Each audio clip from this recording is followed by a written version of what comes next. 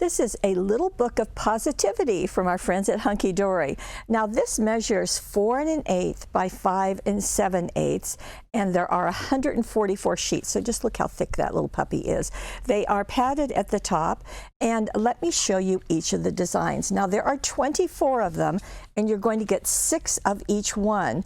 So you can use them in a variety of ways. You can see that there's some words, there's artwork to go with it. I like this. Take time to do what makes your soul happy.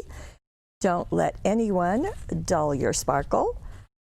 Life without dreams is like a cupcake without sprinkles. Okay, today will be a good day.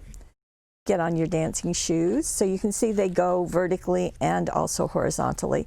And again, because you have so many of them, or so many layers of them, you could take one, glue it down, and then take another one and cut these out, or maybe cut that one out and pop it up on foam tape so you've got some dimension.